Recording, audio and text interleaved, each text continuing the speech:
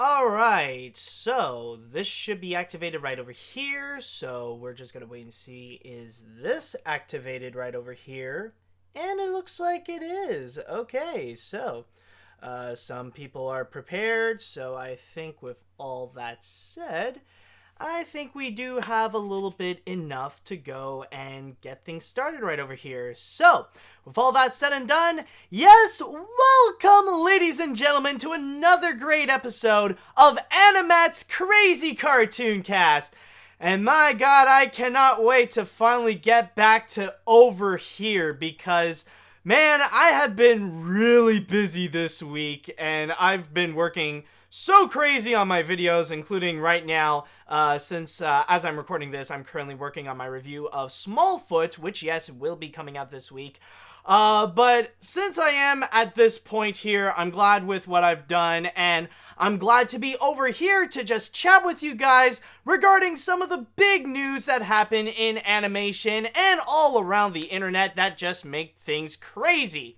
But before we begin, I would like to start things off with a little bit of a sponsor. Well, maybe not necessarily a sponsor, but this is more just to promote something that I have done recently.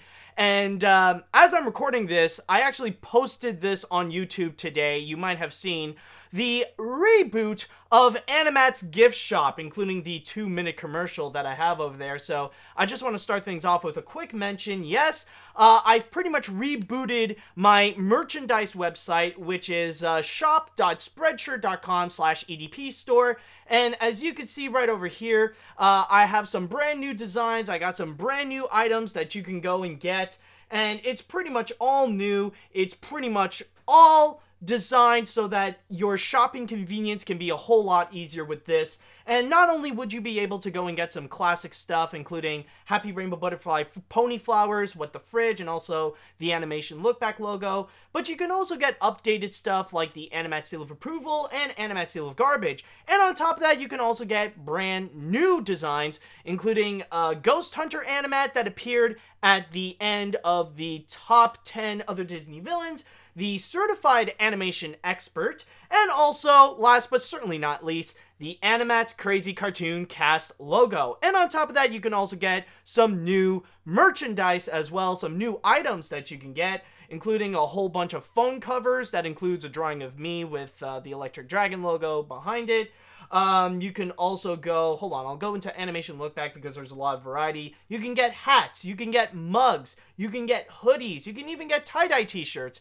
And on top of that, I got all different sizes that you can go buy. You can get men's, you can get women's, and you can even get some for kids as well. So, once again, if you want to go and buy some merchandise of my videos, then all you have to do is go to shop.spreadshirt.com/EDP store. But enough of that already. Now it is time that we shall actually go into the news portion, the stuff that we want to hear in AniMat's Crazy Cartoon Cast. So, I just want to start things off by asking, are you guys ready for today's episode? Alright, now that I got that, I just need a little bit of a breather. Okay, there we go. I need to get myself ready first. Okay, so, we got some people ready. That sounds great. Okay, perfect! So, let's go ahead and get things started onto our first story right over here. And this is actually going to be regarding an upcoming animated short that I really do hope that we will see in theaters eventually. Rather it be at the end of this year or maybe sometime early next year. But this is something that it seems very interesting that DreamWorks is actually working on. And what I'm talking about, of course, is going to be the animated short called Bird Karma. Now, for those of you who don't know, what DreamWorks Animation is starting to do is actually they're going to begin their own shorts program, where basically they're following the footsteps of Pixar, where now they're going to go and try to release an animated short before every DreamWorks film, or something like that. I did hear rumors that they might possibly put these shorts over Illumination movies as well. That could be a possibility since both DreamWorks and Illumination are under the Universal umbrella. But that's the big thing that DreamWorks is doing right now. They are considering to do more shorts right now. So that's kind of the big thing. And one of the more prominent ones that people know about is something called bird karma. And of course, this has been getting a lot of attention considering that this is hand-drawn. Now, what's actually very interesting here is that Animation Magazine, which I'm using my source, they actually have an exclusive interview with the creator of the short, William Salazar. And I just want to start things off with this by saying that if you guys are interested, like after this, I highly recommend that you go to animationmagazine.net and you read on this article about bird karma. It is actually very fascinating and also a bit inspiring as well to hear about William Salazar's journey. Now, to make a long story short about what this interview was pretty much talking about, it pretty much described the whole chronological history about bird karma and how William Salazar eventually went in to go and fully create it himself. Because the thing is with William Salazar is that he started this project all the way back in 1995, and it was just a fun little side project of a bird dancing to Indian music. That was the initial idea. But he only did a little bit of it, and then he decided to take a break when he took his big job at DreamWorks Animation, where he would work as a 2D animator, starting with movies like, I believe he began with, like, The Prince of Egypt and stuff like that, or at the very least, he did work on the hand-drawn DreamWorks films, and then he stayed there working as a CG animator as well. Now, it wouldn't be until 2017 when he decided to go back into bird karma, and he decided to pitch this to DreamWorks Animation, and they said yes. And from there, DreamWorks Animation handed him some animators and some people to go and work on the project as well, in which he did credit them, by the way. There are some names here, including Jacob Jensen, Christophe Saran, Simon Otto, and Steve Wood. And on top of that, they also got Ramon Zibach, who painted all the backgrounds for this short. And, there's also an After Effects artist, compositors? Okay, yeah, that's how you say it. He also got a team of After Effects and compositors, which were organized by Eric Tillmans. And on top of that, there was also the music as well, which has been composed by Nora Kroll Rosenbaum. And all this group of people all decided to go and come together to go and finish up William Salazar's project in order to go and create bird karma. But that's not the only thing that this article actually delivers. There's also something that really is worth watching, and that is actually not one, but two different clips. Yes, they got two exclusive clips of bird karma. One is the intro, and the other one is called Chase. Now, in this case right over here, I'm only going to be showing you Chase because I really want you guys to go and check out this article to read it and see for yourself. And that way, when you're there, you'll be rewarding yourself to go and check out both clips. But in this case right over here, we're just going to check out Chase. So, with that said, let's take a look at what this short will deliver. Oh, it's only 15 seconds.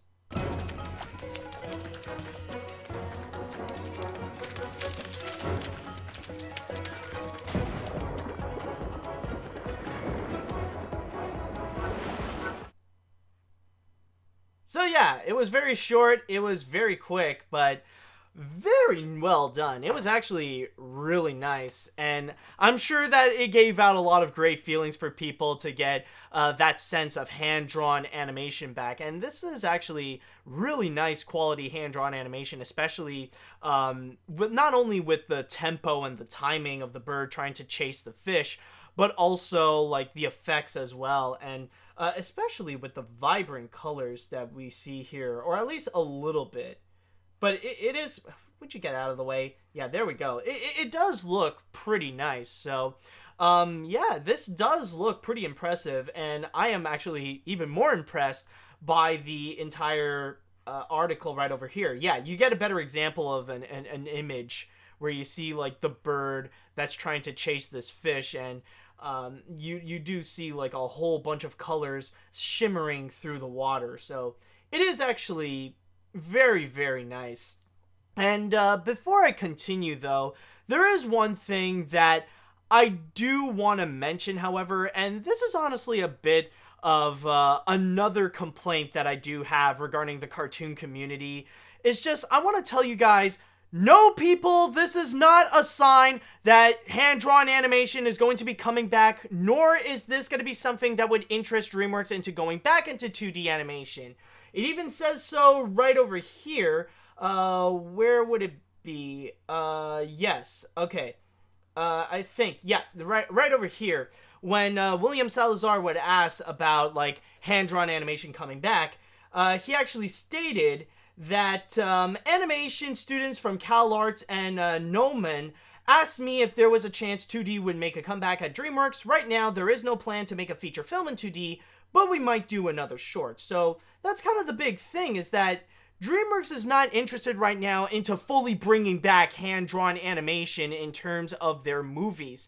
And honestly, I could see why that there isn't much of an interest right now, especially when the cartoon community is so freaking obsessed with it. Like, my god, have you noticed that there are people who are so desperate out there to bring hand-drawn animation back? It's just honestly ridiculous. And even, like, a good example is, like, last week when I showed you the trailer of Mary Poppins Returns, there are at least a few people that would come out, like, in the comments section, and they would say, oh my god, it's hand-drawn animation, oh my god, that could be a sign that they could bring back hand-drawn animation, that they could interest people into bringing back hand-drawn animation, oh my god! It's like, seriously, guys, just calm down. It's honestly a bit ridiculous. No, they're not bringing back hand-drawn animation just because of those little hints. I mean, if you're gonna do that to someone that you might have a crush on, there is no way in freaking hell that they would be interested in going out with you. It's like, oh my god, that person actually looked at me, I might have a chance to go out with them, oh my god. You know, it's the same concept. So calm the fridge down, seriously. We might not even see hand-drawn come back for like decades or something. So stop giving yourself false hope and stop lying to yourself that every tiny little hint would mean that, oh, maybe hand-drawn animation is coming back, okay? Seriously, just calm the fridge down on it. It's honestly ridiculous. And I'm sorry, I just needed to get that out of my system because it's one of the many issues that I do have with the cartoon community. And often, like, they can be good, but sometimes, like, with their bad marks, it's stupidly noticeable, and often it is unappealing. And with the way that they're desperate to have hand-drawn coming back, they're just being a part of the problem of why hand-drawn is not coming back in the first place. But anyways, with that little rant out of the way, let me just go back into bird karma right over here, since it is our subject. And like I said before, I have heard rumors that there is a possibility that they would put DreamWorks animation shorts like this before Illumination films. And one thing that I have heard, and like maybe this is not the case, I've heard rumors that this one in particular, Bird Karma, might actually appear just before Illumination's The Grinch. So we could actually have this one coming soon, which would make a little bit of sense in a way, considering that Animation Magazine would prominently feature this one, and they would even show some clips as well. So we might be seeing this a lot sooner than we think. That, or maybe they're just going to save this one in particular and put this in front of How to Train Your Dragon 3, since that one is the next DreamWorks animation film that will be coming up. Who knows? But, yeah, this is actually pretty interesting to see the way that they want to deliver in terms of hand-drawn animation, and it really does show that with the animated shorts, DreamWorks Animation, they really do want to try to experiment with it. Keep in mind, like I said before, the point of the animated shorts is a little bit similar to how DreamWorks would deliver animated shorts, and it's really for them to go and experiment with different animation mediums and different animation techniques, to let animators do whatever they want to do that normally they wouldn't normally try onto their animated features. So they would let their creativity unleash with these animated shorts. And who knows? maybe they could actually do something great with it, to the point that, you know, they could actually have some memorable stuff where they can actually make more merchandise about it. Like, they can actually release DVDs of just the DreamWorks animation shorts. And who knows, if this can turn out actually great, then DreamWorks might even be a legitimate competitor at the Oscars for the Best Animated Short category, where it could actually go and compete against Pixar and the National Film Board of Canada, where DreamWorks could actually come in as a serious competitor on that front with shorts like Bird Karma, especially when you see that it is completely doing something entirely different. Like, this is unlike literally anything that DreamWorks Animation has ever produced. And for me, even though it's stated right over here, it's just 5 minutes long, I am pretty excited to see how it goes. And once again, I just want to highlight that I highly do recommend you guys go and check out this article, which is called Exclusive Clip, William Salazar's DreamWorks short, Bird Karma, amazingly written by Mercedes Milligan. Great article, definitely worth reading, especially if you're an aspiring animator. So definitely go and check it out. And we have yet to really have a release date in terms of when this one in particular is going to be coming out. But yeah, so far with the little clip that we've seen with Chase, I am actually very optimistic about it, and we'll see how this goes. So with that said, now let us now go into the chat wall right over here, and I would like to ask, what do you guys think of Bird Karma? What do you think of what DreamWorks is going to be delivering with this short in particular? Are you guys excited for it? Are you guys interested to see how they're going to deliver this hand-drawn short? I want to know, what are your thoughts so far about this one in particular? Okay, let me see. The short does sound like it could have a good dose of potential, showcasing some great 2D animation. So if this shows before Grinchy Boy, then this might even be better than Cumberbatch's Green Bean Grump Man, unless it's the rare breed of Seuss films that actually respects the source material. You might actually bring up a very good point, because that's another interesting aspect with these animated shorts, is that often they can end up being better and more memorable than the actual movie itself. Like, a couple of great examples, this actually even happened with Pixar, where you might remember back in 2015, where not many people are fond of The Good Dinosaur, but I can guarantee you a lot of people really did admire the work that was put into Sanjay's Super Team. Like, I think that short in particular got more attention than The Good Dinosaur. And even not too long ago, I remember when I was in theaters, I really enjoyed the animated short Lou. And I don't know if many people even remember that one all that much, but that was the one that aired just before Cars 3. And I definitely had a much better time watching Lou than Cars 3. Now, not to say Cars 3 was bad or anything. Like, I thought it was just decent. It was just okay at best. But the Lou short, that's definitely where the Pixar quality is. And that could actually be the same case with DreamWorks in particular, where maybe they're going to deliver animated shorts that could turn out to be a whole lot better than what we ended up getting with the movie. So if you guys didn't enjoy something like Trolls 2 or The Boss Baby 2, hey, maybe you'll might have some fun with the animated short. Who knows? Alright, let's see. I think CGI is way too overused. It's really refreshing to see 2D animation coming back to American cinemas worldwide. You're tracing a little bit to what I was talking about there. So just be careful there. Just be careful not get too excited about seeing this in theaters. You might steer away people from watching Bird Karma if you go in with that specific attitude full force. You know what I mean? Alright, let's see. I haven't seen it, but from the images, it certainly looks beautiful. As for reviving hand-drawn animation, it would take something a lot more ambitious in order to shake off the stigma of 2D animation is for kids. If you want to try to get rid of that stigma, first you got to get rid of the regular stigma of the regular stigma. Like, my brain suddenly froze for a second. Like, you have to get rid of the stigma of animation is for kids in general. And so far with the CG animated features that we've been getting, yeah, a lot of them, like, really do enforce that. Alright, some people are reminding me here that apparently Teen Titans Go to the movies was successful, and it was in 2D. Yes, it was technically successful, but it was not successful to the point that it would really turn heads in Hollywood.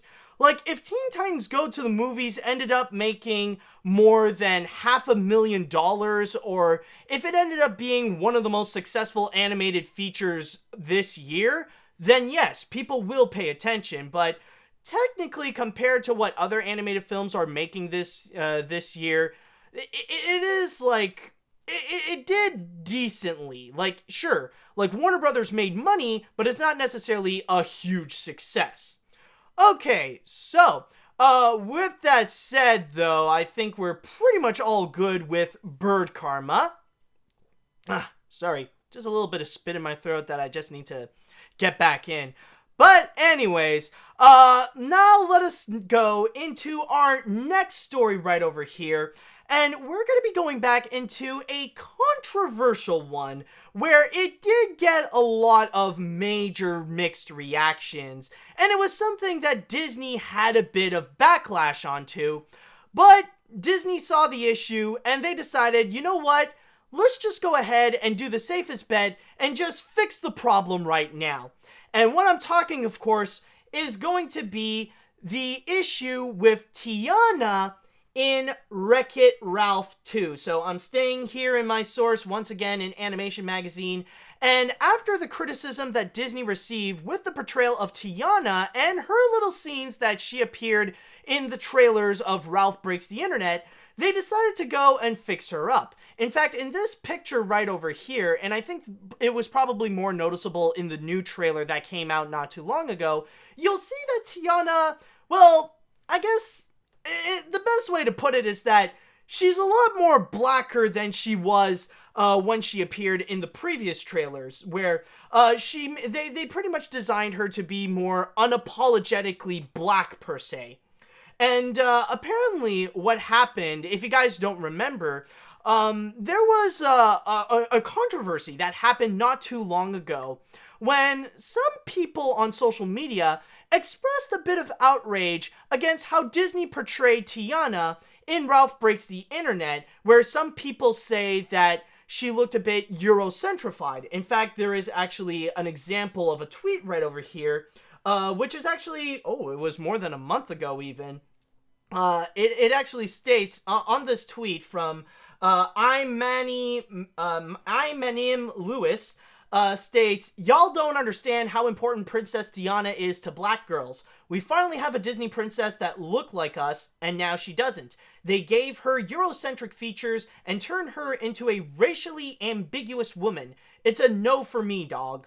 And a lot of people did express a bit of their outrage for it, and that they were not cool with the way that Disney portrayed Tiana as someone who looks a bit more white than a Disney princess that would stand out as the black one.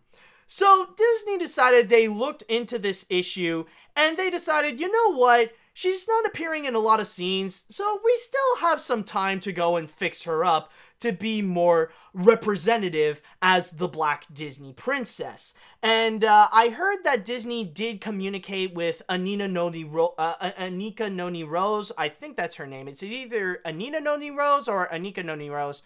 One of the two. They talked with her voice actress, and they also talked with the organization Color of Change about what to do in order to fix this problem, in order to have Tiana look more like Tiana as people see her, as the reason why people do admire her.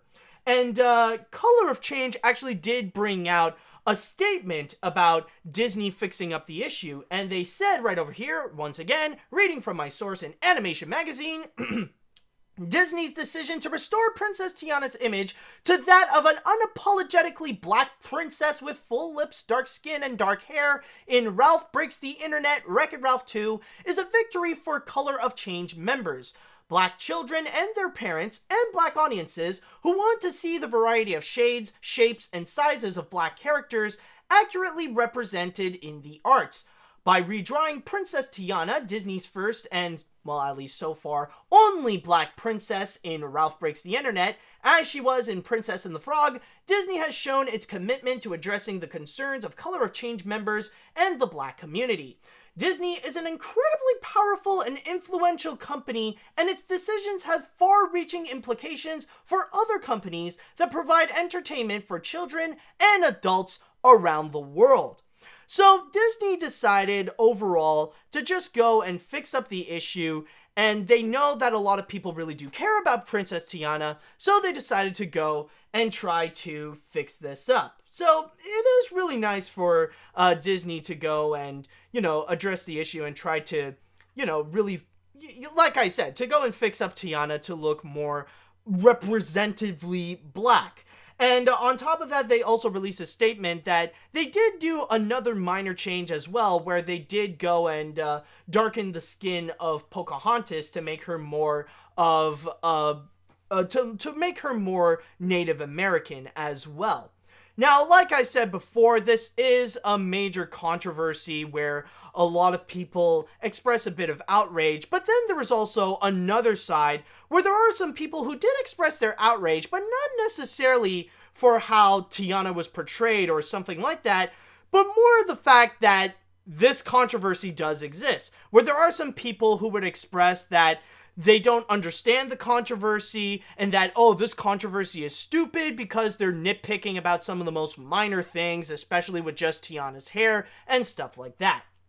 Now, from there, I have already expressed my thoughts about that kind of reaction in particular, where I really do feel like just looking at this and trying to say that this controversy is stupid and stuff like that, I feel like that really is a bit of an ignorant way of seeing it. It really does seem ignorant the way that people would just ignore the reasons why some people would be upset for something like Tiana represented in Ralph Breaks the Internet and how her hair is represented, even though there's a very strong chance that she would only be there for like a few minutes and that's pretty much it. Like, honestly, it's just ridiculous the way that people would just ignore the reasons why this is a controversy in the first place, and they would just label it off as, oh, this is stupid and people complaining about it is stupid. Now, I do get that when it comes to a lot of white people, like, they do have the luxury of not seeing their hair or their skin tone as a legitimate meaning. Like, they could see a skin tone as just a skin tone. They could just see hair as just hair. Like, you could literally just take Merida and make her tanned with straight hair in Ralph Breaks the Internet, and nobody would really bat an eye. It wouldn't really change much. But with Tiana, it is a much bigger deal. Skin tone does mean something to African Americans. Even hair has a lot of cultural significance. So really, once again, saying that, oh, this controversy is stupid, is just highly ignorant, and you're ignoring the cultural significance of not only what skin tone and what hair means to African Americans, but also especially what Tiana means to some people. How Tiana really is a big deal, the fact that there can actually be a black Disney princess. So for those people, they really do admire Tiana. There's a lot of kids out there that really look up to Tiana. So it is a character that the people at Disney have to really take care in order to represent her correctly so that she can still be an icon to the African American community. So that's just a little bit of my piece right over here, but either way, rather if you think that this controversy is stupid, or if you are legitimately angry at Disney with the way that they represented Tiana, I think it is great of Disney to actually do something about it. At least they did address the issue, and they decided to go and fix things up. That they noticed that even though Tiana does appear for like a few minutes in the movie, like they'll just go and just fix a few things because they do have the time for it, you know. Like, Rudolf Breaks the Internet isn't for another 2 months or something, so they will go and communicate to others to see what they can do right and just go and fix things up. So at least they can have the time to just address the issue, represent her correctly, and that way everybody will be happy. Now the controversy is over and people can move on, and we can just wait until Rudolf Breaks the Internet does get released in theaters. So, you know what? For that, I will say good on Disney to actually go and address the issue. Now, one final thing that I would like to say, though, is that, okay, so now Disney does seem to be in the mood to go right their wrongs and address some controversies and try to fix things up. So, may I ask, Disney, about James Gunn? Okay, yeah, I just wanted to throw that little thing right there. Alright, so I would like to go into the chat wall right over here, and now I would like to go and ask you guys, what do you think about Disney actually addressing this controversy and actually changing Tiana up to be more unapologetically black? Are you guys more happy that they actually did it? Are you still upset over this controversy? I would like to know a little bit of your thoughts about this piece right over here. I don't get your James Gunn joke. Please explain. That's a long story, dude. That's a whole other thing. Alright. Let's see here.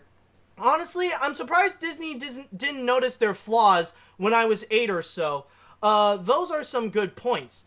Actually, you did actually reminded me of something, because there is a bit of irony with this controversy, because technically this is not the first time that this happened. Maybe I have addressed this before, but technically, you know, this is kind of history repeating itself, because even back during the production of The Princess and the Frog, Disney did get a little bit of flack of how they portrayed their protagonist, because beforehand, Tiana was actually a handmaid named Maddie, and that did not fly with some people. So that was essentially Disney just going backwards a little bit, and they realized, oh crap, maybe this is not a great idea, let's go change her up, and that's pretty much how we made Tiana today. And yeah, and a lot of people were really happy about it. So it's kind of ironic, since we do see a lot of people just, you know, we do see a little bit of history repeating itself here. All right, let's see. Ooh, an interesting one. As an African American myself, me and my mom believe that Tiana is a great representation of young black women, and also there can be a lot of bad people on the internet, but I see Tiana as a good Disney princess. You do bring up a good point, Triple. Yeah, you do bring up a very nice thing about this. All right, let's see. I'm glad Disney did this to avoid people bashing them on the internet. People these days. Yeah, I know, like, you know, sometimes that is the thing, and this is something that I even know myself. When you do have a controversy, it is much better to go and address the issue instead of just, like, trying to ignore it and leave it on the side. So at least Disney did do the right thing of actually doing something about it and actually being vocal about this issue, or else this would really bite them in the butt. And essentially, the black community is a community that Disney doesn't want to be in their bad side with. So I'm just saying right there. Let's see. Fun fact, this isn't the first time Disney did this. In the UK cut of Incredibles 2, the tone down of the epilepsy due to controversy. Oh yeah, well, the epilepsy thing, like, that's kind of another story in general, but yeah, that was something that they really had to, they had to go and, really put up the issue, and that I'm honestly surprised that Disney kind of got away with, especially when releasing it in theaters. Like, it was nuts the first time when I saw it, like, good God, it was, like, flashing like crazy, and I'm not epileptic, but even I had to, like, cover my eyes a little bit. Oosh. Probably the first time that I had to look away from a good movie. I usually save that for the bad ones. Okay, I think we are actually, let's see. Oh, wait, hold on. Cartoon Brew acted like Disney was bullied into doing this. Well, then again, it's Cartoon Brew, and you really have to take their information with a grain of salt. So, yeah, you know what? Don't necessarily believe what Cartoon Brew is saying. So, yeah, just step back from them. All right, but anyways, let's go ahead and move on to our next story right over here. And this is actually going to be very fascinating because this is honestly going to be something that you guys have never heard of before. I kid you not, this is probably one of the most fascinating, original, and unique concepts that I will ever say in AniMat's Crazy Cartoon Cast. I am just mind blown, even just thinking about it. All right, just listen here, guys, all right? Just brace yourself for this. Now, imagine this, okay? Now, just imagine if you have a prime-time animated series, which is also a comedy, and it's on Fox, and it stars a family. Yeah, believe it, I know, even I'm just there oh my god, that's way too much to handle. It's absolutely insane. How can anyone pull that off? Is it even possible? I don't know, but apparently these guys will do it. So apparently it is gonna be called Bless the Harts, and it's a brand new animated series that Fox is going to go and immediately pick up. This is going to be something that we will go and see in the 2019 and 2020 series. Now, reading from my source here in Variety, it actually states, the half-hour series will feature the voices of Kristen Wiig, Maya Rudolf, Jillian Bell, and Ike Barinholtz. It follows a group of Southerners who are always broke as a joke and struggling for the American dream of status and wealth. What they don't realize is that they're already rich in friends, family, and laughter.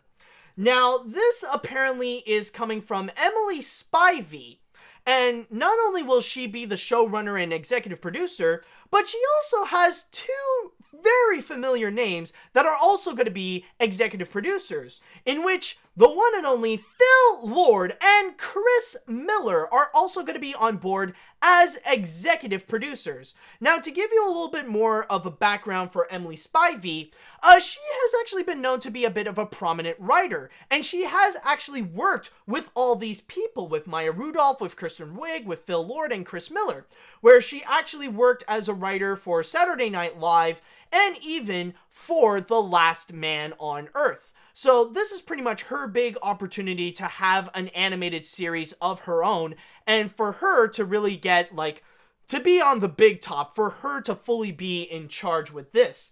And on top of that, it's not just going to be Spivey, Lord, and Miller, but also Kristen Wiig is going to come in as one of the stars and also as an executive producer. Now, all jokes aside... Oh, wait, actually, before I continue on to my thoughts, I just need to go and read into a little quote here from Michael Thorne, the president of entertainment from the Fox Broadcasting Company, as it states here, Emily Spivey has the uncanny ability to observe the simplest qualities of everyday life, framing together bold characters and hilarious stories built around warmth and heart. Having grown up in a close-knit Southern family, she has a deep well of material that has inspired her to create this show with a phenomenal cast headed by Kristen, Maya, Jillian, and Ike. As a home to television's most iconic animated families, The Simpsons, The Griffins, and The Belchers, we're thrilled to welcome the Harts to Fox. Now, if I may go and be a little bit more serious for a moment talking about this series, honestly, I'm not immediately sold yet. This really does sound like something where the concept is not really the selling point, it's more the execution on it. And honestly, I feel like I can't really have a judgment on this yet until I would see something like a trailer, or I would see some clips of it to fully understand what would be the tone, what would be the comedy, or what would be what Bless the Harts is all about. Because I can pretty much say right now, Emily Spivey and all these people, they're pretty much taking a huge risk with this. Because when you're making a Fox animated series starring a family, you have to go and come in with something great. It cannot be good, it cannot be okay, it cannot be just fine, it has to come out as great. Otherwise, this is just gonna go away, it's gonna disappear, and people will just go back to watching stuff like Family Guy, Simpsons, and Bob's Burgers. Because really with Fox, they really have massively high standards with their shows. Because when you look at their big ones, like with The Simpsons and Family Guy, they have been on television for literally decades. And as for Bob's Burgers, it's so far one of the highest rating animated series on television. So really, they gotta pull off something amazing with Bless the Harts. They gotta do something really big and something really impressive with it. So from there, is it something that it would be possible that they could actually do? Well, initially, honestly, I don't know. And that's the big thing. I'm just not necessarily sure if that can pull that off with just the information that I do have. But I will say, there could be a chance that maybe it can come off great. Because I will give it credit, the most positive thing that you can say about this one right over here, about this series, is actually the fact that it does have a lot of really impressive people. It actually does have some very interesting creators. It has sorry, my brain was just on the side. I had to fix up something on the chat wall. But anyways, as I was saying, it does have a lot of potential people that are capable of making something great. Of course, one of the biggest appeals is actually with Phil Lord, Chris Miller, and Emily Spivey. So already you know that this is going to be directly from the people who did The Last Man on Earth. And it will be something that that will be a main selling point onto this, where they got like a highly rated series on Fox. Now those people are going to be coming back to do something else, which is going to be Bless the Harts. And even the cast is actually quite promising as well. Like, we got Kristen Wiig and Maya Rudolph especially. Like, those are two very prominent and very funny women. Like, they can make some great material, so maybe they can actually do something amazing onto this series as well. So one of the most positive things that I can say about Bless the Harts is that at least they got the right people on board in order to make something that could potentially come out as great. It could come out as exciting, and it could come out as fun. So, is it going to be great? Honestly, who knows? But so far, while the people are impressive right over here, I just feel like with the whole series in general, I just don't know how to feel about this. And honestly, this is something that I feel like it needs more presentation to prove itself that it could turn out great. Otherwise, this could easily just disappear into the wind. This could be like the next Cleveland show or something. Or this could just, in general, turn out to be any of Seth MacFarlane's shows that's not American Dad or Family Guy. So it could just disappear in the wind, and meanwhile, people are just going to go back to watching stuff like Bob's Burgers and stuff like that. But other than that, maybe it could turn out great, maybe it won't, who knows. But with that said and done, I would like to know what you guys think, so I'm going back into the chat wall, and I would like to ask, what do you guys think about Bless the Harts? Are you guys immediately sold onto the idea? Are you guys impressed with the fact that we got people like Phil Lord, Chris Miller, Kristen Wiig, and Maya Rudolph on board onto this series? Or are you guys a little bit more unsure? I would like to know what you think right over here. Alright. Let's see. Do we even have, let's see. Maya Rudolph and Kristen Wiig are awesome. I hope this talent isn't wasted. That is true. I definitely hope so, too. Judging by the way Fox has been running the quality of Family Guy episodes, yeah, as much as I love Lord and Miller as well as the talent of Kristen Wiig, I think I'll kindly pass. If the show actually shows some sort of animation, then maybe I'll try out.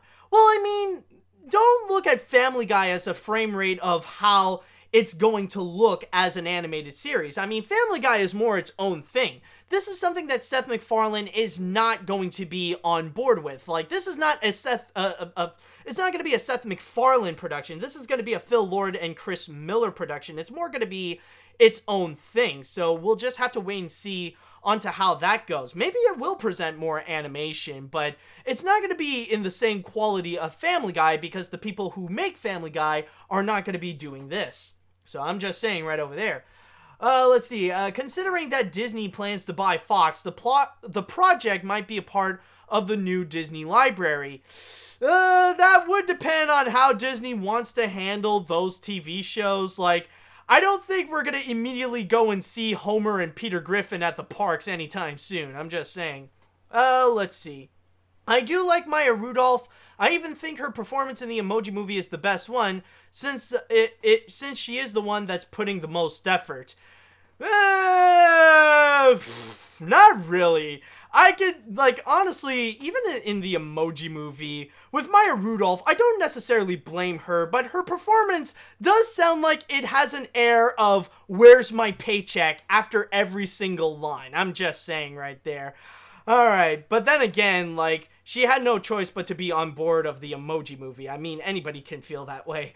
Let's see. Not sure about this, but if Lord and Miller are involved with this, I'll give it a chance. I'm a fan of their past works, though.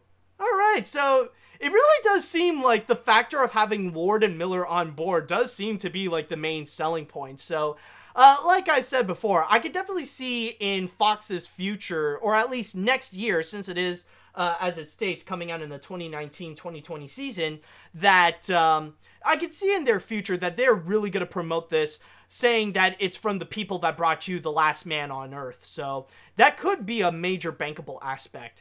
Alright, so, wait a minute. If this is an LGBTQ show, it could have some promise and be different than other Fox animated shows.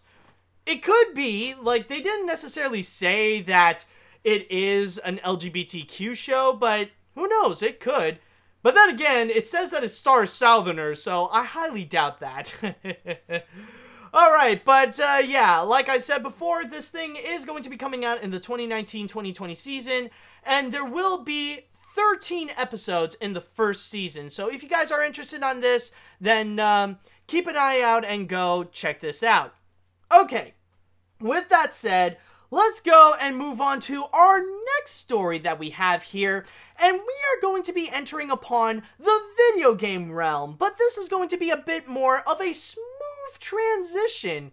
In fact, maybe I should have saved the Tiana story as the third, because we're still going to be entering upon the Disney realm. Now, this does not necessarily count as a bonus miscellaneous, because we are going to be talking about a lot of different animated properties, and in that case, that can only mean one thing. I am talking, of course, about Kingdom Hearts 3. And in Entertainment Weekly, apparently they have revealed that there's going to be a lot of the original actors who did their voices in the animated films. They will return and actually provide their voice onto Kingdom Hearts 3. And there are plenty of examples of this. And of course, they did mention as well, like probably the most obvious fact of them all, is the fact that they have Tony Anselmo, Bill Farmer, and Haley Joel Osment. They're all coming back to provide their voice of Donald, Goofy, and Sora respectively. But in terms of some of the actors that will be on board, they actually do have some recognizable names.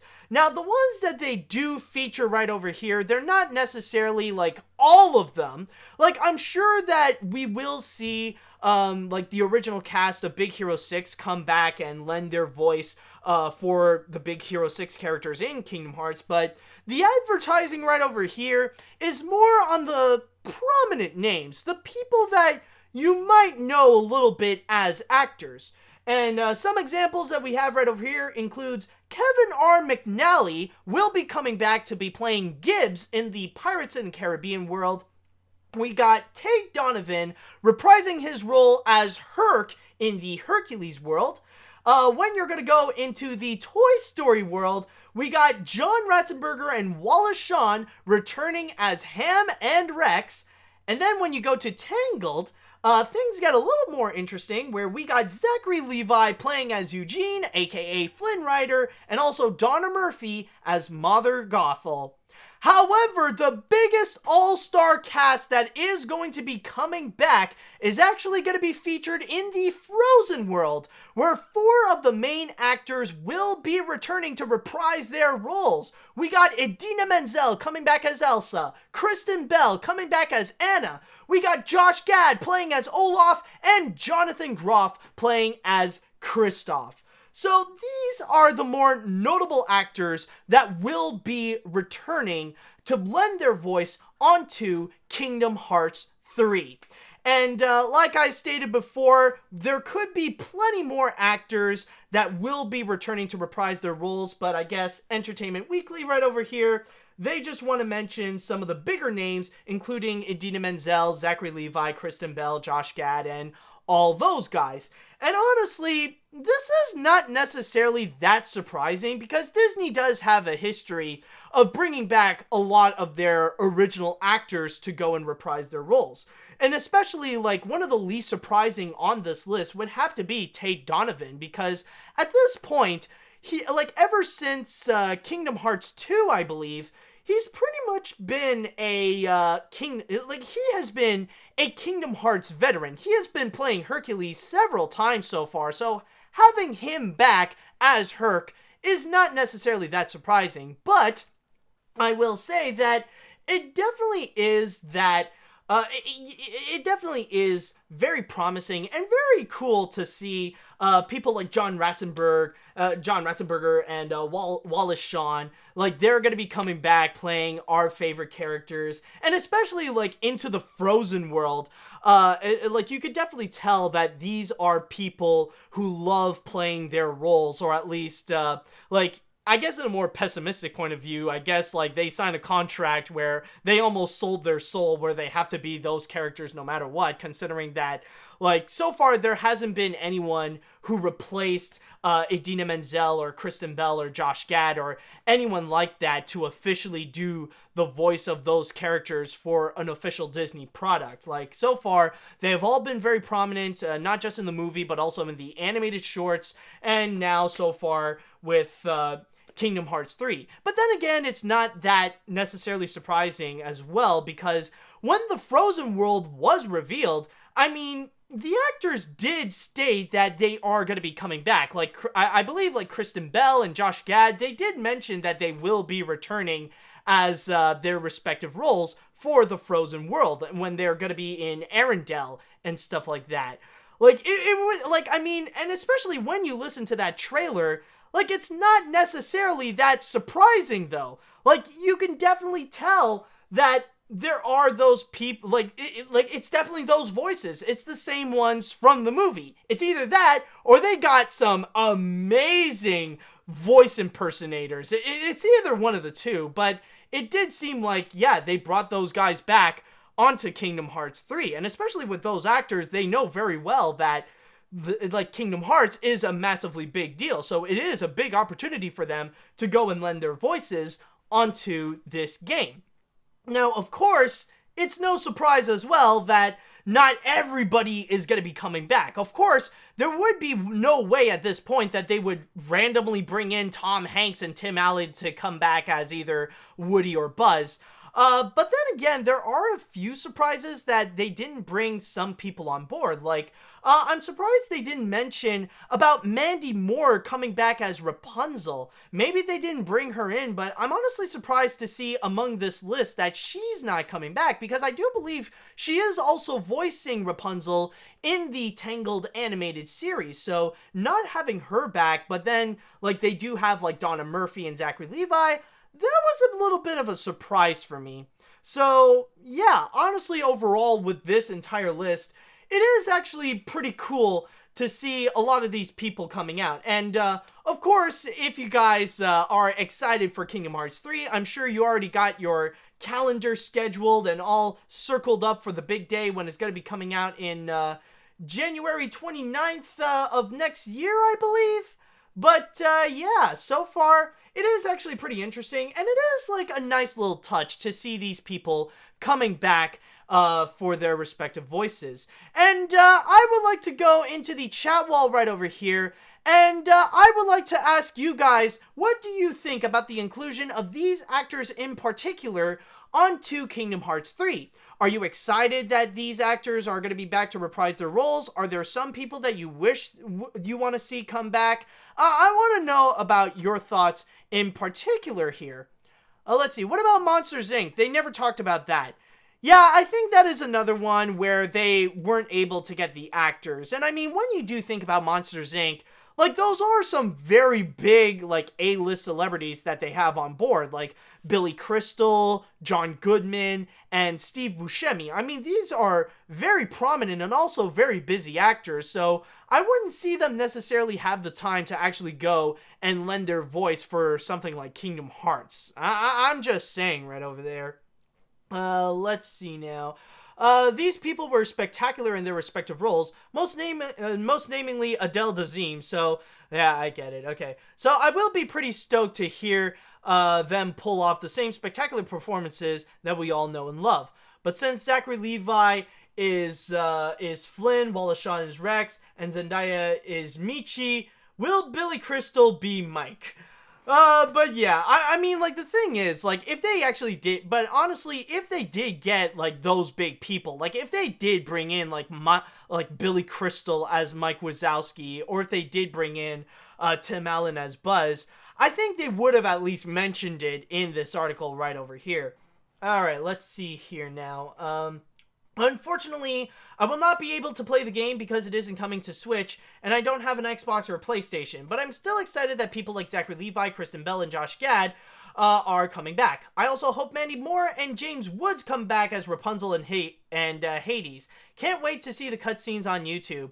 Oh, that is actually true. You did bring up a good point that maybe we will see the comeback of Hades, and I don't know, maybe it could be the case Mandy Moore could be coming back as Rapunzel, but James Woods, like, you never know with the guy. I mean, like, he has pretty much turned himself into, like, the real-life Hades, and now, like, equally evil and as hated as Hades right now, so maybe they're gonna get an impersonator, maybe they're gonna bring him back, and especially with the fact that, like, technically he did state that he is retired from acting in general. I mean, who knows?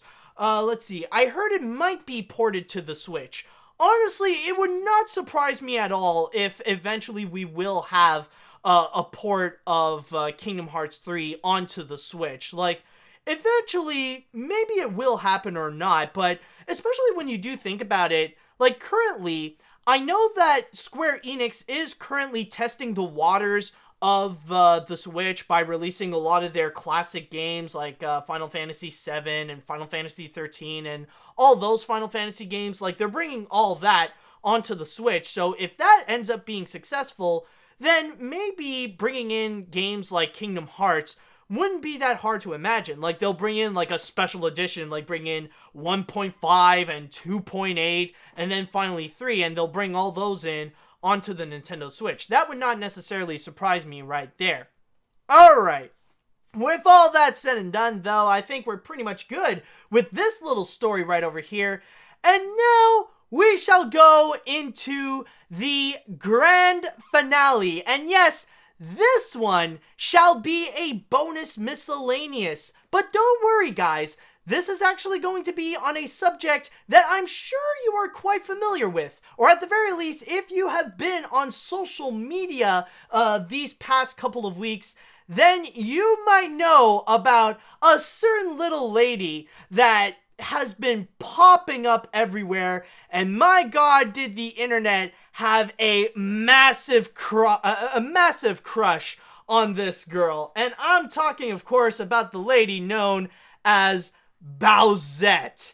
Yes, now, for those of you who don't know who this is the combination of Peach and Bowser. The internet decided to take these two Super Mario characters, blend them together, and turn into this lady right over here.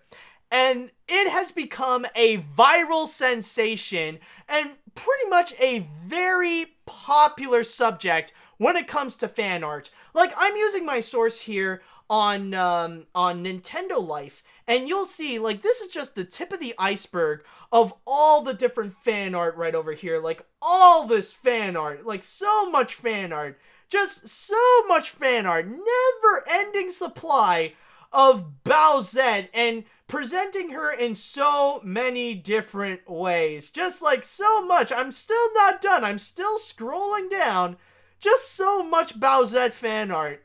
Yeah, alright. As you can see, like, this is definitely something that the internet was entirely obsessed about. And to give you a little bit of a description of who Bowsette is, like, if you can't really see it, if you're just listening to this, the best way to pretty much describe Bowsette, like I said before, it's a combination of Bowser and Peach. Now, basically, in terms of her physical appearance, imagine if you take Princess Peach and you decide to give her the horns of Bowser along with his tail and his shell and also his eyebrows as well, and you give her a more bad girl appearance. And on top of that, you make her a whole lot more busty. Like, holy crap, I think I would say about 90% of the fan art of Bowsette, it's pretty much her with really big boobs. So that's the one main attribute that they would always do with Bowsette. But you might still be wondering, how did Bowsette exist? How did Bowsette come to be? Well, very interestingly enough, it actually all started with a Nintendo Direct that happened a couple of weeks ago. And in that... Oh, excuse me, by the way. Oh, okay, so I think my burps are over at this point, so let me go ahead and continue. Now, this all started in a Nintendo Direct, where in there they actually announced a new game that's going to be coming for the Nintendo Switch in 2019, I believe, in early 2019, called New Super Mario Bros. U Deluxe, which of course is going to be a port of New Super Mario's U from the Wii U. And from there, one of the new features is that you would be able to play as Toadette. And as Toadette, you can actually get a brand new item called the Super Crown that only she can wear. And the Super Crown works a little bit like the mushroom for the Mario Brothers. But when Toadette wears the Super Crown, she becomes Peachette, which is a combination of Toadette and Peach. And from there, you're actually a lot more powerful, and you can actually go and float around through the levels. And that's the main function within that game. Now, when we go into the aspect of Bowsette in particular, well, interestingly enough, Nintendo literally had nothing to do with it. This actually was the brainchild of a Twitter user by the name of Ike92, or AYYK92. And Ike92 actually released this little comic, and it's a funny little comic, and basically what it is actually a parody, a satire of the ending of Super Mario Odyssey. So yes, there will be a little bit of spoilers for that. So from there, the first panel you see is Mario and Bowser getting rejected from Princess Peach in her bride dress. And then you see in the second panel, they're kind of like sad in the corner and they're kind of like consolidating each other. It's like, oh man, this sucks. I don't know, Bowser, I don't know. But then things change in the third panel when Bowser holds up the Super Crown, and then Bowser and Mario look at each other going, "You want to do it, man? Yeah, I guess we have no choice." Which then leads to the fourth panel and the final one, where we see Peach and Luigi playing tennis, but they react to Mario hanging out with who we know now as Bowsette. And that's pretty much her first appearance. And then the rest is pretty much history. The rest just came all tumbling down, where we got this huge supply of fan art. And not only that, but the rabbit hole even goes a little more deeper as time would move on. Because on top of that, you would also go and see other Mario characters wearing the Super Crown. And it's basically the Super Crown has become the internet's new toy, where you could just place it on any Mario character and they would become a hot girl. Where you would put it on a Boo, now it's a sexy Boo. You would put it on a Chain Chomp, now it's a sexy Chain Chomp. You would put it on a Shy Guy, now it's a sexy Shy Guy. You could even put it on a Goomba, and that Goomba is thick. And that's kind of the whole thing, where now it's just becoming this crazy phenomenon of using the Super Crown. And honestly, I will say that with the amount of artwork that we do see of Bowsette, I will say, like, yeah, I do agree. She really is attractive. That really is sexy right over there. But there is also another part of me that's kind of like stepping back a bit, because I know that there is something a little bit off with Bowsette right over here. Because the thing is, regardless of what you think about Bowsette, regardless of how you think she is attractive, the problem with Bowsette is that this is still Bowser. You gotta keep in mind, you're still being attracted by Bowser, but it's just wearing this crown. Like, if you just, like, knock that crown off of Bowsette's head, it's still gonna be Bowser. You're still being attracted by this giant turtle monster, per se. And I'm just gonna say, though, that if you are attracted to Bowser without the Super Crown, like, if you still think Bowser is sexy, like, honestly, there's no shame in that. I completely understand. Like, I remember on Twitter, someone told me that, like, people have been attracted to Bowser and found him sexy for years before the whole Super Crown thing became an entire trend. And Bowser seemed to be a pretty popular subject in the furry community. And I just want to say, right, and like I said before, actually, that if you guys are attracted to Bowser, if you find him hot, if you find him thick, if he turns you on, that's perfectly okay. I am against kink shaming, and if you have something that really does turn you on, and if it works for you, then, you know what, go nuts, you know? Go for it. Like, if it's something like furries, or if it's something like Bowser, that's perfectly okay. Like, you have your thing that turns you on, I have my thing that turns me on. Like, I'm not ashamed to say it, but honestly, I'm more of a big boobs kind of guy. Like, really busty women, they hypnotize me. Like, yeah, I do have a bit of a thing for that, which, I'm not gonna lie, is part of why I do like these Bowsette fan arts, because, as I stated before, 90% of them is just her with really big boobs, and yeah, it does make me a bit happy. But yeah, that's just a little something to learn about me, that one thing that I really do like is really busty women. But anyways, enough about me. That's just like my little thing on the side. Like, as I stated, you have your thing, I have mine, and as long as we can respect each other on that, we're all cool. But the thing is, it's kind of funny with the aspect of Bowsette right over here, is that, honestly, like, the people who are attracted to Bowsette are not necessarily the kind of people that are attracted to Bowser in the first place. Like, before all this, very few people in the public would actually think about Bowser as a very attractive Nintendo character. They would think of him as the monster antagonist in the Mario games. And then suddenly, this would just go complete 180 on that aspect, and now people are just going crazy over her. It's kind of funny in a way, where, like, honestly, I do want to think that, where I want to ask people, like, would you have the chance to make out with Bowsette, even if it means that the crown on her head would be unstable, it would suddenly fall off, and then suddenly, oh look, it's Bowser. Would you continue, or would you not? And honestly, like, I do feel like, in a way, this little controversy is going a little bit out of hand, in a way. Like, it has been going a little bit nuts. Like I said before, now they're taking that Super Crown and they're just putting it onto any single Mario character, or even beyond that.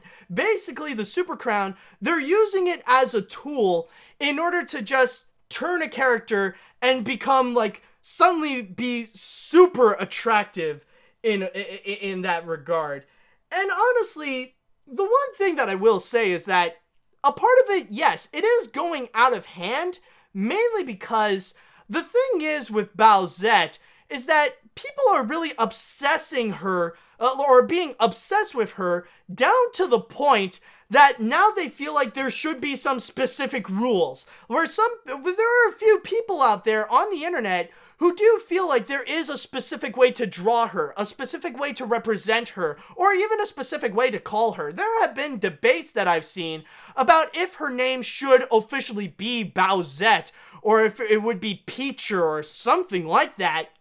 But honestly, I do feel like it is a little bit ridiculous. Because the thing is, there's no such thing as a Bowsette, technically. Okay, well, yes, I mean, I know that it is a fictional character, but what I mean is that Bowsette doesn't actually exist in the Mario world.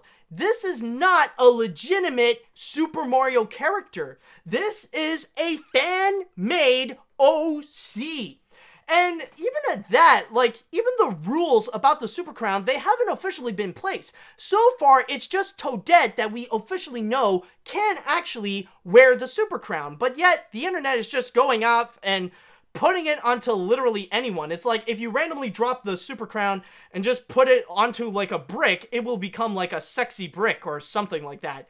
And I wouldn't be surprised if the internet actually drew that, like, an attractive brick wearing the Super Crown. That would not be surprising at all. And the thing is, as I stated before, is that technically, yes, she is a fan-made OC. And in that regard, there is no such thing as rules in order to represent her. You know, if you want to make her literally just Bowser in drag, or if you want to make her like a super sexy and super busty blonde, you're allowed to do that.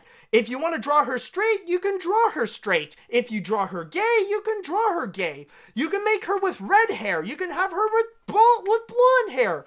There are no rules on how you can represent Bowsette. You can do whatever you want because technically she's only existing among the fans. So you can pretty much imagine her in literally any way that you want.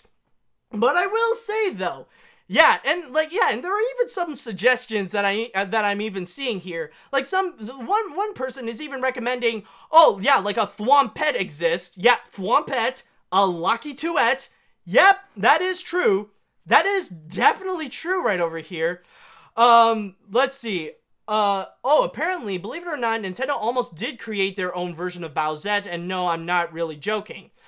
That wouldn't be surprising, honestly. Like, the thing is so big right now that technically I wouldn't be surprised if Nintendo would eventually pick this up and maybe make Bowsette into a legitimate character. Maybe not like a full-on character, but maybe like just, someone like Waluigi in a sense. Someone that we could see like in the Mario Kart games or in the Mario Party games and stuff like that.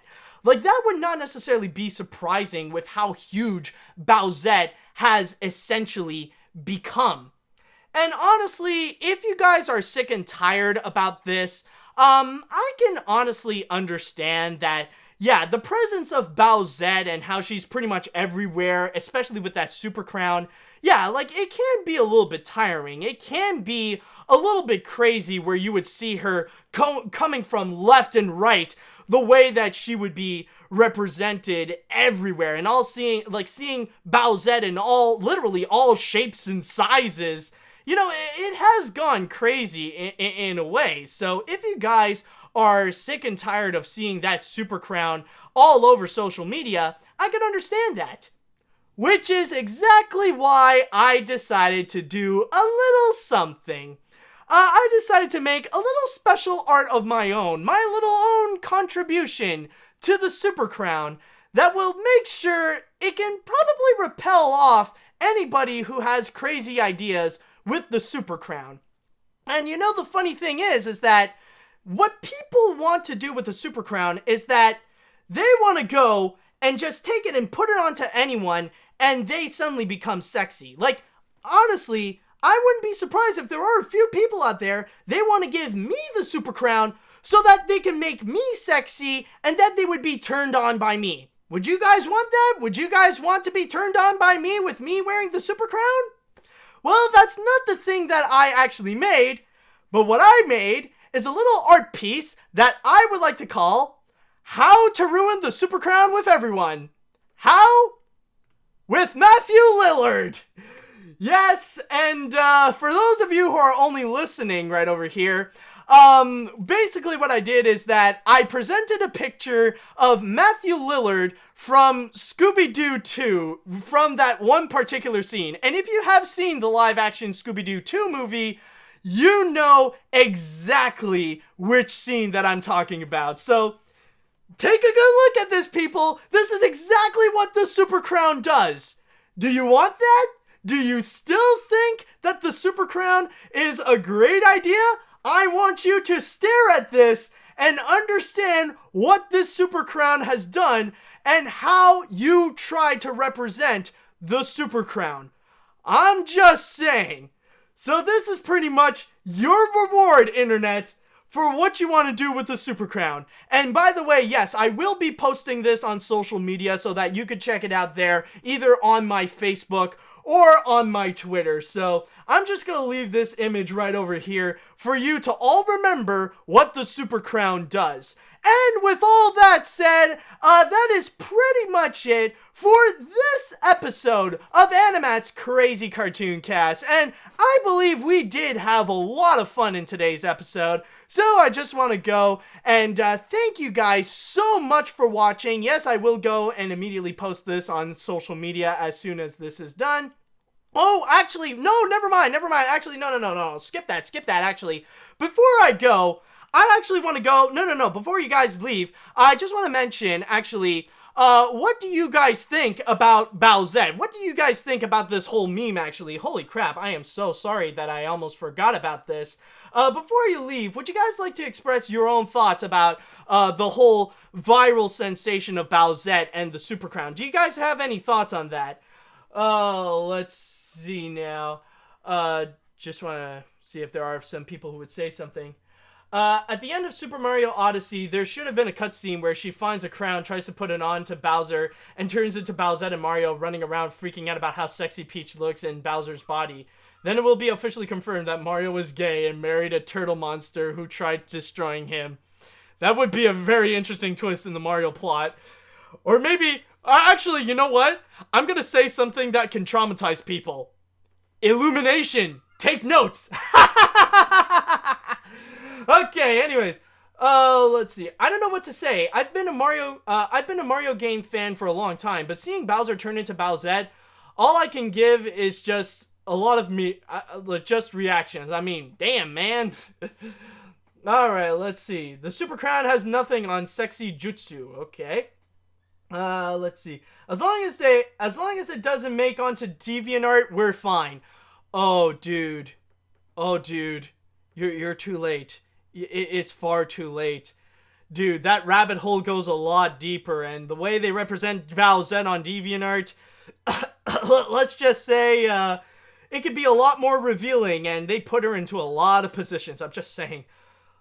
Bowser, well, let's see. Bowser already beat Smurfette as my internet's number one crush. It appears everywhere. Smurfette might be jealous, but put Super Crown on her own. Alright, let's see. I'm not surprised that this got popular. It is kind of annoying, but I think there are things on the internet that are more weird. Good point. Alright, you know, honestly, I would like to end this one off with a little bit of a question. What would happen if Peachette wears the Super Crown? Oh, no, not Peachette. But what happens if Peach wears the Super Crown? Does she become a more exaggerated version of herself? Like, does she just wear the crown and her boobs suddenly become bigger? Like, I don't know. I'm just asking. Like, what would it be? I don't know. Let's see. If you wear the Super Crown, do you think Joey Tedesco and Eye of Saul may be turned on by you, AniMat'ette? I don't know, and if I do know, I don't even want to know. Alright, so honestly, I think it's time we should get out of this rabbit hole now. Okay, so now I'm officially going to be ending off this episode of AniMat's Crazy Cartoon Cast, so I just want to go and say thank you guys so much for watching, and thank you guys so much for tuning in onto this episode, and tune in next time, and hopefully we will go and explore some other crazy stories that we have here, and go down into some other crazy rabbit holes. So until next time, see you later, dudes!